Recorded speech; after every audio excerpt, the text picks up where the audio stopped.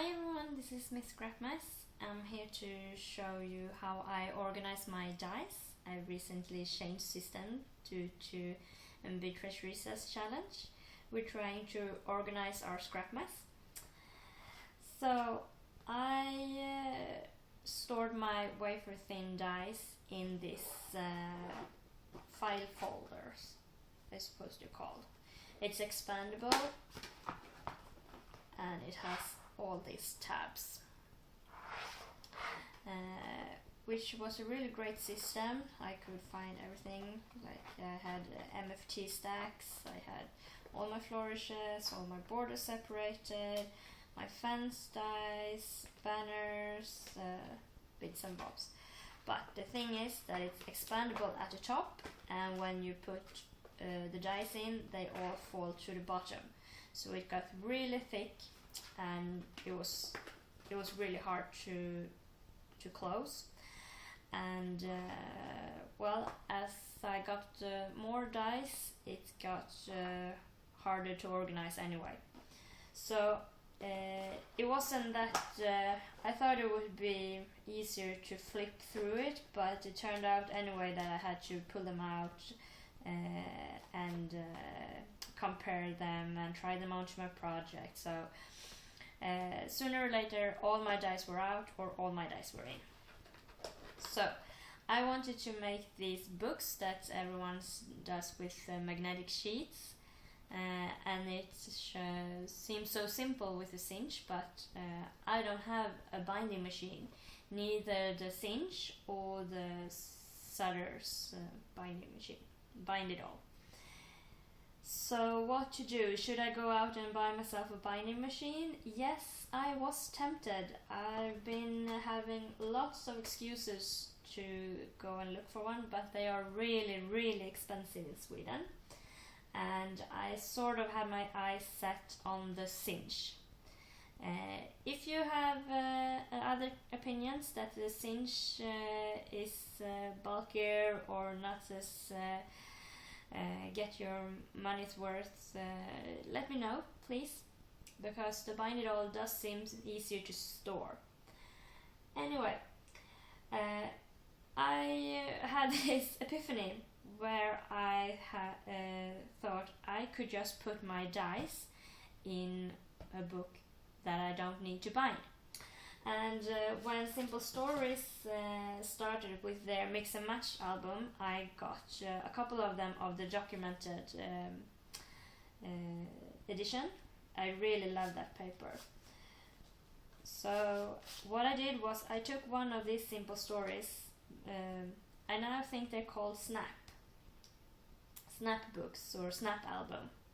And the starter kit is that besides the folder and everything, the book itself with the binder, you get also a couple of journaling pages, but what I was interested in was the chipboard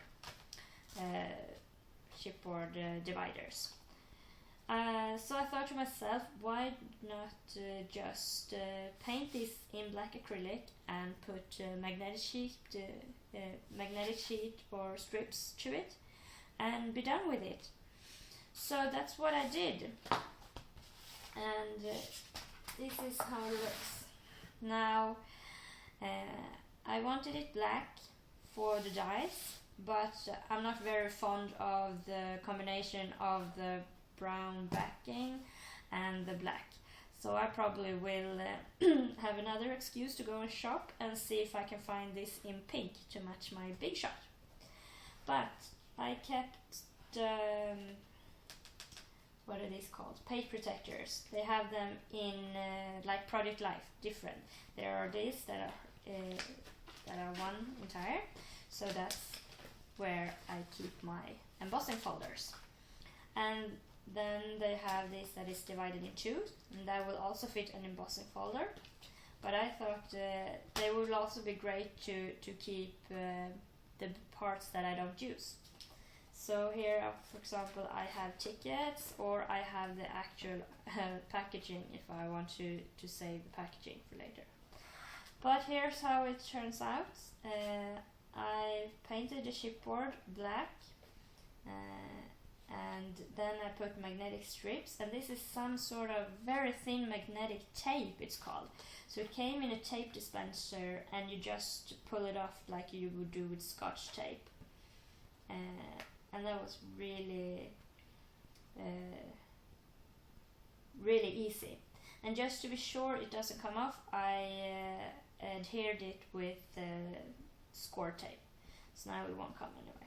So here you have it, the system that you have probably seen plenty of YouTube videos of people proudly showing off their books, which they binded with a cinch. But if you don't have a cinch, you can do exactly the same. So here I have some page protectors if I want to add die cuts in them. And then here are my dice, and I'm not going anywhere. So I tried to do a couple of own matting, which this is chipboard as well, my own, that I just cut with my guillotine, and then I painted it, and it works the same. So I'm thinking now you can use these tabs to put labels on, or like I did with my file folders, you can just label the tabs. And Simple Stories also sell these chipboard dividers, so you can buy extras. So that's what I'm planning to do. These are the three chipboard dividers that come in the book, and 2 which I've made myself.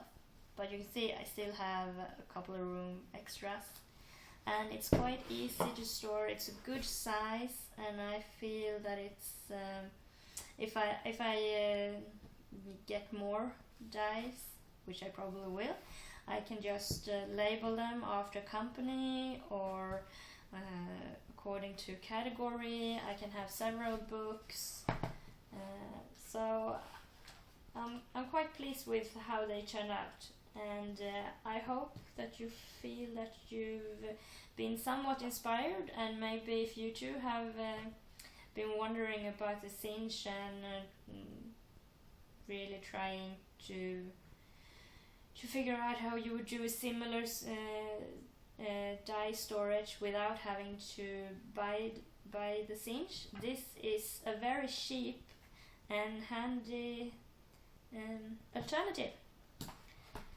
So I can't wait to see how you organize your dice or your lace, or how you try to keep that scrap mess to minimum.